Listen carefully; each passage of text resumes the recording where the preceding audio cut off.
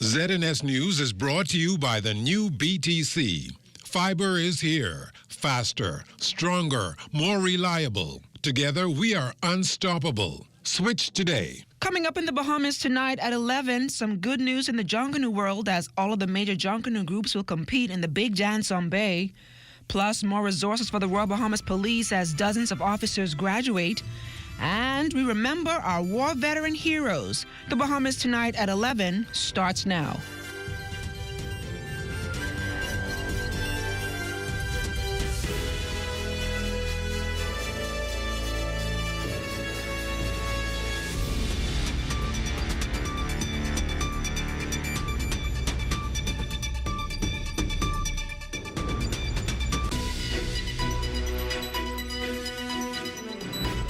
Good evening, everyone. I'm LaDawn Davis. Welcome to the broadcast. Months of rising tension diffused this morning following favorable pronouncements from the various Junkanoo groups. Danielle Dean leads us off at 11 tonight with the latest coming out of today's Office of the Prime Minister's weekly press briefing. Junkanoo lovers, there's no need to speculate, as the Shell Saxon Superstars, the Way Forward Valley Boys, Roots, One Family, Genesis Warhawks, and the Music Makers have all confirmed that they will be on Bay Street come Boxing and New Year's Day morning. At Friday's Office of the Prime Minister's weekly press briefing, these Junkanoo groups contend that despite the ongoing controversy, the trash talking has begun and they're ready to hit the road. The major Junkanoo groups have given their stamp of approval to National Junkanoo Committee Chairman Warren Andrew Pinder. For too long, our beloved tradition has carried the weight of confusion, mistrust, and division. But this morning, we stand together as one community, one movement, one Bahamas, ready to turn the page and begin a new chapter in the history of Junkanoo. One Family Chairman Vernon Roll admits that the decision to stand behind the NJC didn't go as planned. When that press release came we had a general meeting on that Monday. And that press release was the voice of the people. And the people wanted to go that way. I'm the chairman of the group. That's the way we have to go. There were some backlashes. Well, that's fine, but at the end of the day, I am here to serve the people.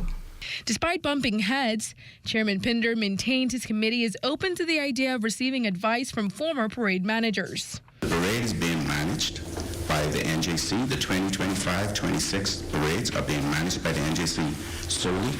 But as we said, we're taking recommendations as to how we can make this parade better. And for these Junkanooers, they're ready for the first competition. Be very, very prepared if you're going to go up against the Valley Boys this year, because there's a lot of work going down, and we will be very, very good. A word of warning to the Junkanoo world and to you, Mr. Jones. When the lion roars, the jungle trembles. And with that being said, the Roots Junkanoo group will participate in the upcoming Boxing Day and New Year's Day parades. So be very afraid. Reporting for the Bahamas tonight, I'm Danielle Dean. Thanks a lot, Danielle. Well, the complement of officers on the Royal Bahamas Police Force goes up a notch following the passing out of 2 new squads this afternoon. Desmond Saunders reports from the Police Training College. 68 new recruits have officially joined the ranks of the Royal Bahamas Police Force. A ceremony taking place under overcast skies here at the Police College on University Drive. I have Commandant Laura Storr joining me on the broadcast. A very busy day, but a productive one and a defining moment for the Royal Bahamas Police Force. Some 68 recruits are joining the ranks of the Royal Bahamas Police Force, and it comes at a time of heightened expectations. Let's talk about the training exercise and some of the new measures that are now in place. Thank you, Desmond. We at the Police Training College are truly excited for today, and we are excited more so because we saw 68 recruits who started with us in May become successful officers. It was an uphill battle for them, but they made it. Now, we understand that we are in the spotlight, so the training was devised that we went through police discipline, the law, traffic, the normal run-of-the-mill, but Ms. Knowles, Commissioner Knowles, since she came into office, ethics has always been her thing. So we have done several sessions on ethics, policies, our guidelines, and we took the recruits through a battery of what it means to be an ethical officer. We have high expectations of them, and they know that. But more importantly, we taught them what happens when you have missteps.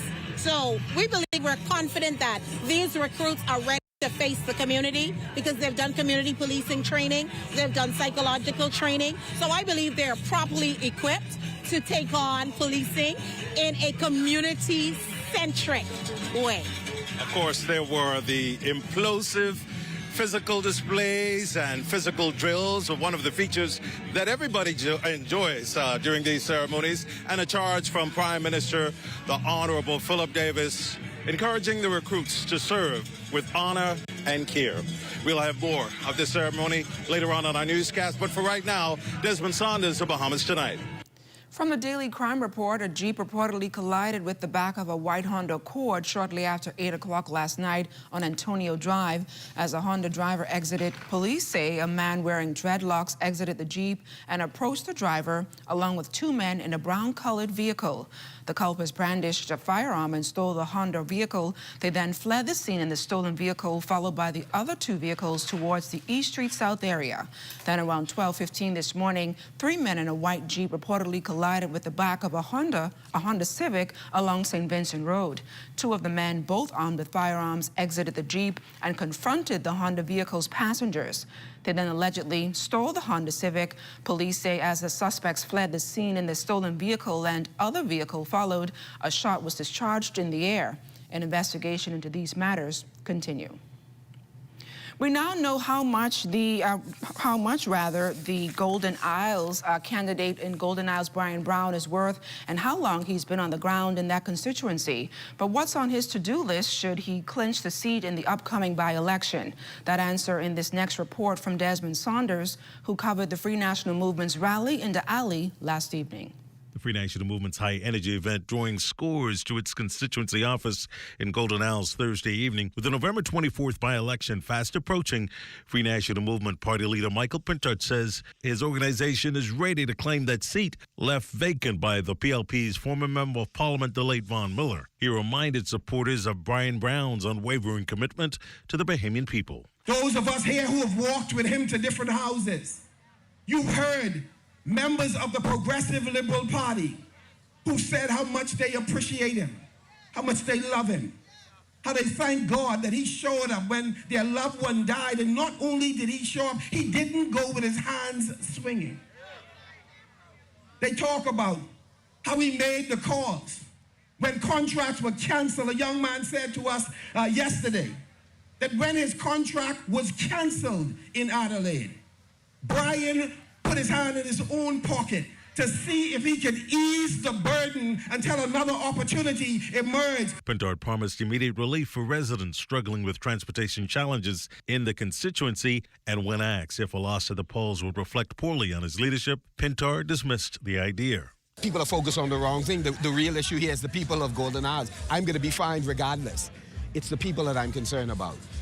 The mother who lives in Adelaide who may not have transportation to get to school with her children and have to struggle every morning to figure out how she'll get from where she is to Bacardi Road to catch a bus. For those persons who are unemployed and wondering when we're going to get our act together. With more than 2 decades of service to his community, the Free National Movement Golden Isles candidate Brian Brown promised to continue his work in that community. We must reduce crime and violence, not just with talk, but with real programs that reach our young men before the streets do. We must reduce the cost of living so Bahamians can afford to live in this country they love. We must eliminate the VAT on essential items, food, medicine, baby supply, because no family should have to choose between grocery and electricity.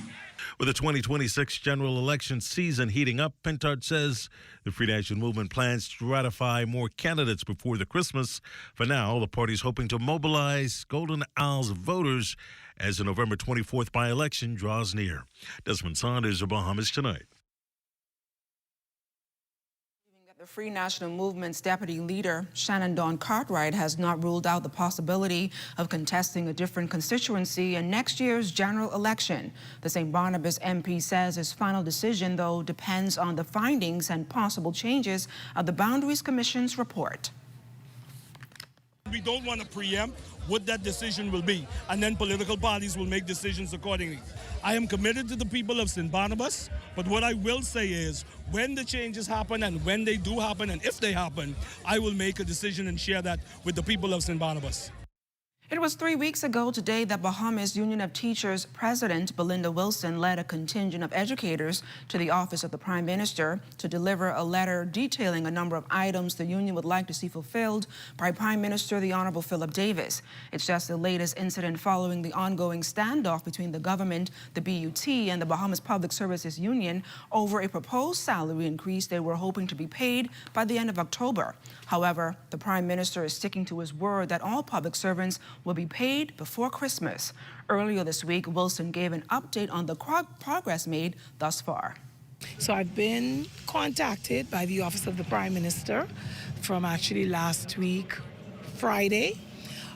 I've received thus far the list of our members who are non-Bahamians, who are redeployed, re-employed.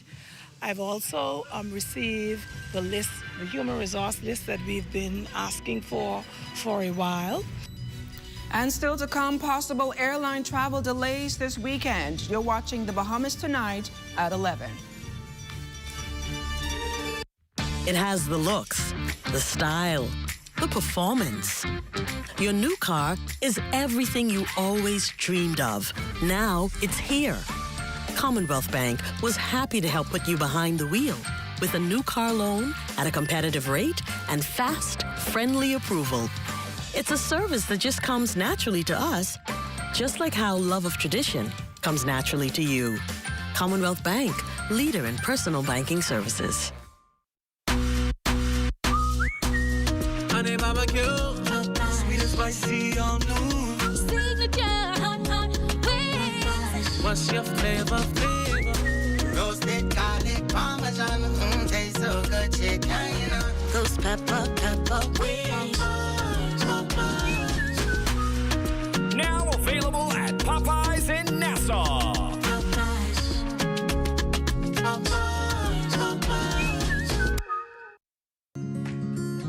Our company offers a simple philosophy, open hands. What do open hands mean? If you keep your hands closed, nothing comes in, nothing goes out. If you keep your hands open, a lot of things comes in, a lot of things goes out. We cannot expect to be a successful company without blessing our community and blessing our country. My good friend and valued client, Dominic Stirrup, approached me following a meeting we had and told me of the idea that he had of feeding 10,000 Bahamians on Thanksgiving. There was a lot of details to put together, had to figure out how to get it done. But at the end, it was worth it. At the end, it gave me a heart of gratitude to know that our company is reaching out to so many persons. We invite you on a journey to witness an extraordinary chapter in the story of the Bahamas Striping Group of Companies, a tale of compassion, unity, and the true spirit of Thanksgiving.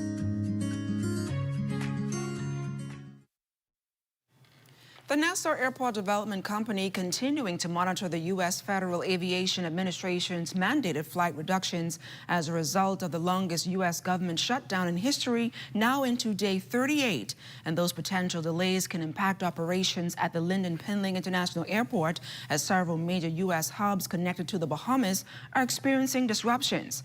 At this time, NAD confirms none of its U.S. airline partners have indicated schedule changes or cancellations. However, NAD is putting contingency plans in place should LPIA operations be impacted. Passengers traveling to or from the United States are strongly encouraged to remain updated on their flight's status and plan ahead. Hurricane Melissa's aftermath has revealed the clear reality of a changing climate. Diane Dorsett explores the findings after speaking with climate scientists in Jamaica this week. Melissa made landfall on Jamaica's south coast as a Category 5 hurricane, packing maximum sustained winds of 185 miles per hour, dumping more than 49 inches of rain in some areas in just 24 hours. For climate scientists, the storm is yet another reminder that warmer oceans are fueling stronger and faster forming systems across the region. Elizabeth Riley, Executive Director of the Caribbean Disaster Emergency Management Agency, says Hurricane Melissa is part of a dangerous pattern linked directly to global warming. Now, these are figures I don't think we've ever seen before. In the extreme cases before, for example, in Dorian, in the Bahamas in 2019, there were high 20s figures in terms of the precipitation amount. So these are some of the things that we anticipated to come with climate change, and they're here, they're happening now, and they're happening more frequently. Beyond the physical destruction, scientists say Melissa also reveals a deeper issue. One, Prime Minister Honorable Philip Davis continues to push, and that's that small island nations are carrying the weight of a global crisis they didn't cause. Riley says this highlights the need for self-reliance. The geopolitics of the globe has shifted, and the allocation of resources for building resilience to hazards, this is on the downward trend. And given everything that is happening globally, it is likely that this is a trend that may continue. What it means is that we have to invest more. We have to invest more in our people, in their skill sets. We have to invest more in our national emergency management offices so that they're equipped with the types of skills and competencies that are necessary. And while international support remains vital, experts say it should serve as a global warning. As countries like Jamaica and Haiti begin to rebuild, Dr. Trevor Johnson, assistant professor and disaster policy consultant, says each country, especially the Bahamas, cannot wait for the world to act. We have to recognize that we have to do stuff in our own country to ensure that we're resilient. We see that Jamaica got a very, very large payout from a cat bond it had with the World Bank. It's time the Bahamas consider other parametric insurance beyond CARIF to fund loss and damages associated with tropical systems. For the Bahamas Tonight, I'm Diane Dorset. As the British Legion Bahamas branch prepares for this year's Remembrance Day, representatives and members of the Rotary Club of East Nassau remembered the contribution made by former World War II veteran Dr. Maya Rassin. Veteran Rotarian Dr. Barry Rassin celebrated his father's life. Apart from serving as a squadron leader and orthopedic surgeon, as an officer, Maya Rassin was instrumental in opening Rassin Hospital in 1955, which was later renamed Doctors Hospital. There was a day came where he asked the nurses, it's too hot in this operating room, we gotta get a cooler. It's hard to do good surgery when it's so hot. So the nurse went and opened the window to the operating room. At that moment in time, he said, I gotta build a facility that I can make sure I give the best possible care to my patients. And that's when in January 1955, he opened the Rassin Hospital. Folks of that era didn't talk about themselves. They didn't tell you what they did in the military. Really hard to find out. So it took a lot to figure out what exactly his background was. But his contribution here to healthcare is extraordinary. His patients came first to him. As a son, I knew that. Representatives from roughly 20 countries, many of whom typically connect virtually, are here in the capital for the next few days for a rare opportunity to meet, worship, and discuss key matters. The 42nd Synod kicks off at the Super Club's Breezes Resort in Cable Beach tomorrow. Anglican Bishop, the Right Reverend Leish Boyd, says members will tackle issues relating to what he called the representative of democracy of today. The whole province cannot gather. And so every diocese sends 5 or 6 representatives to meet and talk about the affairs of the church. And that in itself is powerful for us to be together, pray together, and talk about the affairs of our church.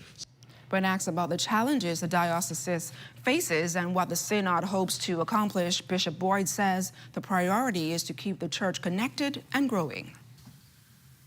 We want to think about things like increasing membership. Every church is experiencing a decline, particularly a decline in younger people, as parents no longer bring their children to church the way they used to. Families no longer go to church together the way they used to. So these are some of the issues we are going to be looking at. Amajal Knowles has a look at what's coming up in sports. The BAISS sudden death playoffs getting underway at the Andre Rogers National Stadium. Details of that story and more coming up in sports.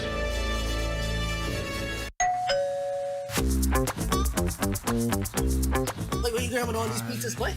Wait, Marcos, wait. We have a special on all the large one-topping pizzas, wait. Pineapple. All. Barbecue. All.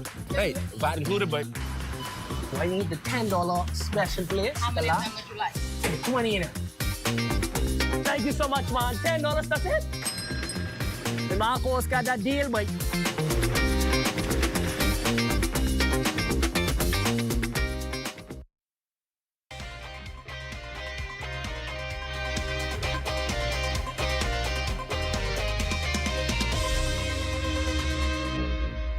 Welcome to your TGIF Sports, everyone. I'm Amajal Knowles. The BAISS baseball playoffs getting underway last night at the Andre Rogers National Baseball Stadium, and the action certainly did not disappoint. Roaming the sidelines of the Diamond, our Eugene Stewart lets us know who would advance to the championship round. The junior and senior baseball playoff series beginning here at the Andre Rogers National Baseball Stadium. Let's take a look at some of the highlights. Defending champs, the St. Anne's Blue Waves coming out of the box, wasting no time against Windsor School as they would go up to a quick 6-0 lead. Windsor not letting up would put the bats to work as they closed the gap 6 runs to 4. In the end, the Blue Waves would make it a back-to-back championship series appearance as they would close this one out 8 runs to 4. Well, for me, you know, it's day by day, game by game, inning by inning, man by man. I don't count before we get there. So right now we're back to defend our championship from last year. And as we go, we'll improve every day, but we fully expect to be victorious at the end.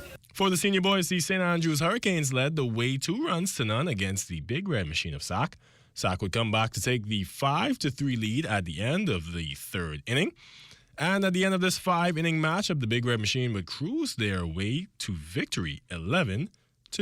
Currently underway for the junior boys in the next set of playoff matchups, the Comets of Queens College face Sac and the seniors. And for the seniors, the Charles W. Saunders Cougars against Queens College. All baseball championship matchups for the junior and senior boys begin next week, Tuesday. Reporting for ZNS Total Sports, I'm Eugene Stewart. In hoops news, University of the Bahamas returned to action with an intense matchup against the Nassau Flight Services Ballers this week. We fell into a 6-2 hole early in the game before taking a 14-6 lead. Second quarter would start off with a back and forth, but UB would go on a 9-0 run to take a 38-29 lead at the half. UB getting settled in and would ultimately take the largest lead of the game, 48-29, but NFS would come roaring back. UB missed key buckets down the stretch and would fall 76-72.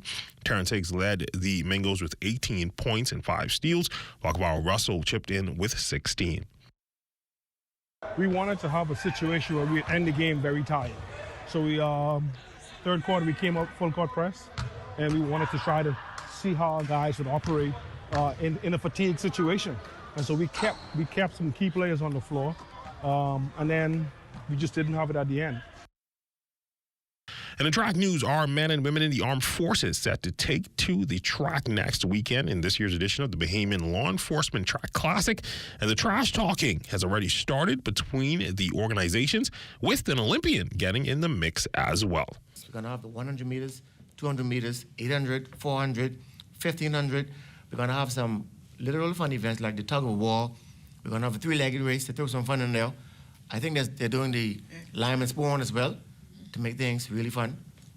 All of the expected events are going to be in place. We're going to have a long, I think, a 2,000-meter walk to get the event started. Presently attached to the Police Training College. Yes, I am a 2-time Olympian, but I'm not going to be on that side of the fence. All right, during 2023, yes, the Defense Force, they outright win. And of course, it was some good friendly fire. This year it's going to be totally different. We have been training, we have been preparing from the year. And we intend to defend our championship. And that's been your TGIF Sports, everyone. I'm Amajal Knowles. Enjoy your weekend.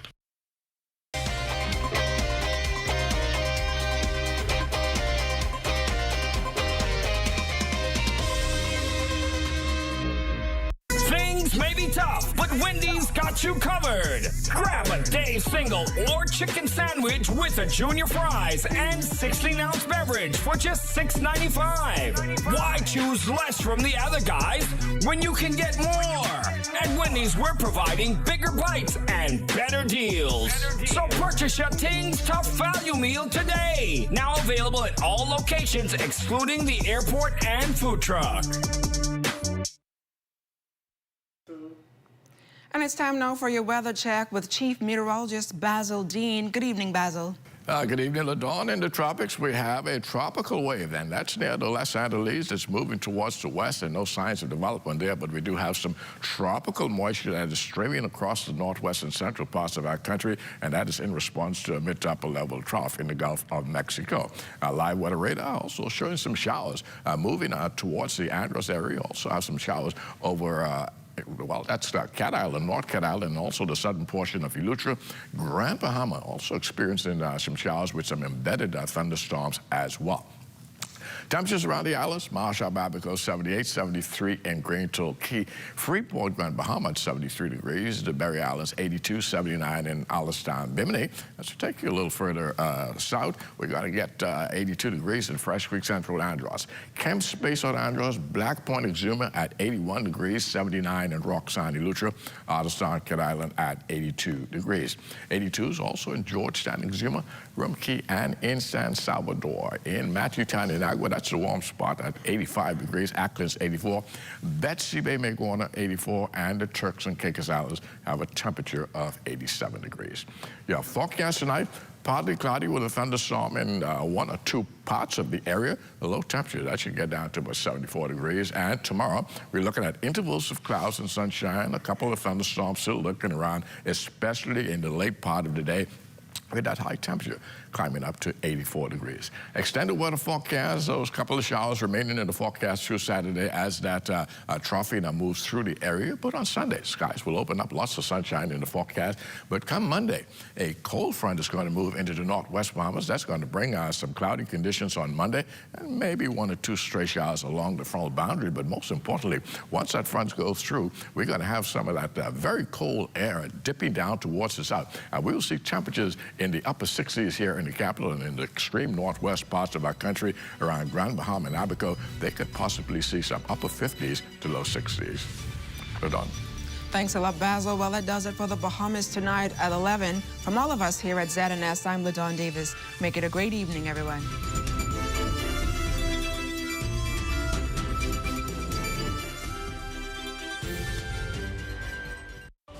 At Bahama Boulevard, I'm Sean Innes. This is ZNS.